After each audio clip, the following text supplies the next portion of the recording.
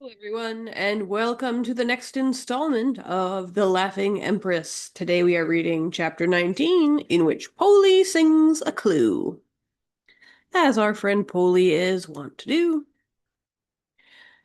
The minute the village gate came into view, Polly's head inflated. Cedar Valley, he whistled. So you know this village? Raven questioned. Cedar Valley is home to Katina's friend, Polly explained.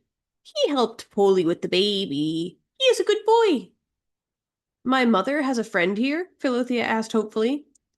His hat is straw, Polly explained. Did you pull out the straw? Faye asked.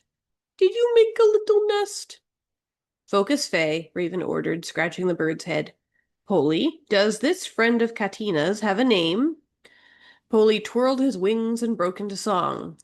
The baby's long-awaited fate lies outside the western gate. Outside the gate there is a man who will reveal Katina's plan. The man with wisdom so divine will give the power that is thine. His word shared with will help her bloom and seal the wicked Zeno's doom. Yeah, that's not a name, Zoe commented. I suppose there's no point in asking you to be more specific. He has a big straw hat, Polly continued, as if that would clarify everything. By now, Philothea was beginning to realize something about Polly. He only remembered details he found personally interesting, like straw hats that could be pulled apart and made into a nest. What else did he have, Polly? Philothea asked. Did he have anything shiny? Polly seemed very pleased with this question. He has a shiny knife and a scythe. It is very sharp. And a fork for throwing straw. It falls everywhere in a little rain. A farmer, Zoe shrugged. Very good, Zoe, Raven replied flatly. That narrows it down to the majority of the world's population. Zoe crossed her arms. Fine, you figure it out. Did he have red hair? Raven tried. Polly flipped his head upside down at Raven's question. He has a beard, like an eagle's nest, Polly answered. Red? Raven repeated. Is his name James?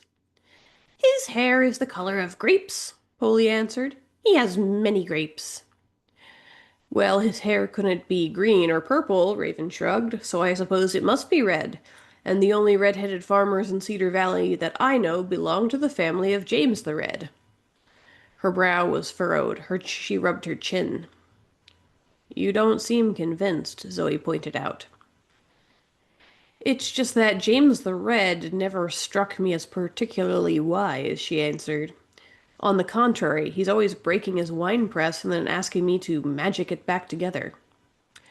Magic isn't a verb, Zoe quoted. Philothea detected a hint of triumph in her voice. Raven ignored the comment. He is a good boy, Polly assured. We have to go and see him, Philothea exclaimed. Raven bit her lip. Can you promise me something? If it's about keeping a low profile and staying alive, absolutely, Zoe answered dryly. It's like you read my mind, Raven smirked. I don't know James the Red that well, but, well, he's a little odd. Promise me you won't do or say anything about who you are or where we are going until I tell you it's safe. Odd how? Zoe pressed. His whole family is cursed, Raven explained. Some say it was Zeno's doing. She rubbed her chin thoughtfully, then added more to herself than anyone else. Of course, if he did help Katina, that could explain why. Philothea giggled nervously. Don't worry, he's harmless enough, Raven clarified. It's just, well, he only speaks in proverbs. Philothea choked on a laugh. What? Zoe commented. You'll understand when you meet him, Raven said. Just promise me you'll be careful. Philothea nodded, hoping that whoever this James was would indeed be a friend of her mother's and be able to provide her with the wisdom necessary to master her powers. Once I pass through that gate, the villagers will start offering me work.